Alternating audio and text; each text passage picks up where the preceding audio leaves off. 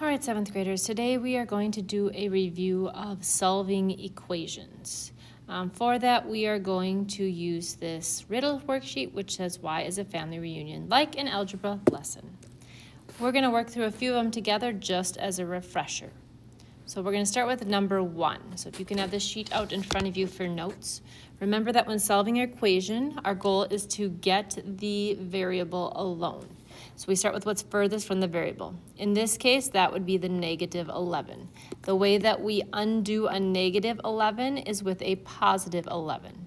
So to both sides of the equation, we are going to add 11. When we do that, these cancel each other out.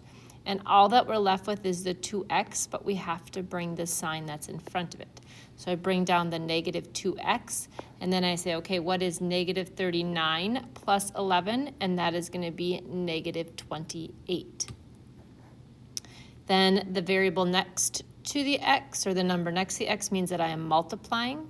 The opposite of multiplying is to divide, so I'm going to divide both sides by a negative 2.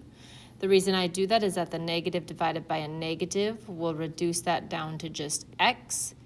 And then on the right, I'll have a negative 28 divided by a negative 2. A negative divided by a negative is positive, and in this case, it's a positive 14.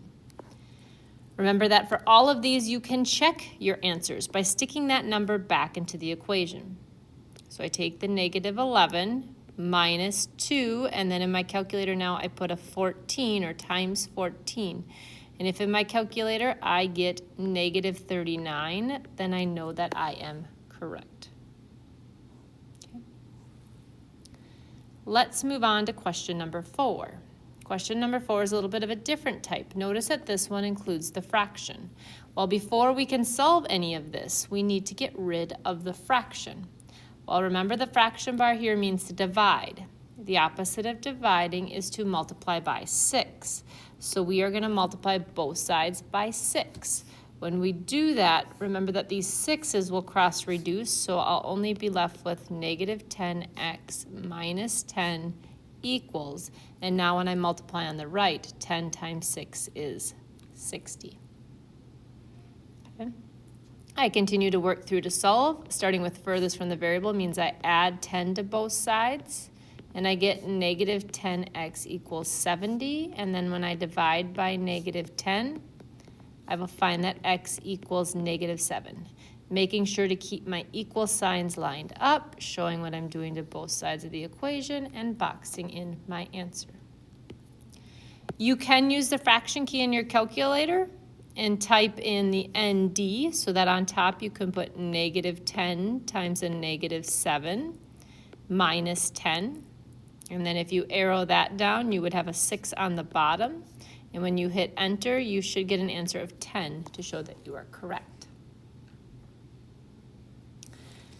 Number 5 is a little bit different type of problem. Notice in this case, the fraction is not over the entire thing, but it is just over the variable. So we're going to get rid of what is on the same side but not connected to the variable, which is the negative 8. The opposite of subtracting 8 is to add 8. So now I have x over negative 3 equals 14. The opposite of dividing by negative 3 is to multiply by negative 3, because then they cross reduce, and in here I get x equals 14 times negative 3, which will be a negative 42, if I did my math right. Yep. Okay. I can check to see if I did my math right by, again, checking the equation. I could use my fraction ND bar and put 42 over negative 3. And then I can arrow over and put minus 8. And if that gives me an answer of 6, I know that I am correct. All right, let's flip now to the back and take a look at problem number 10 on here.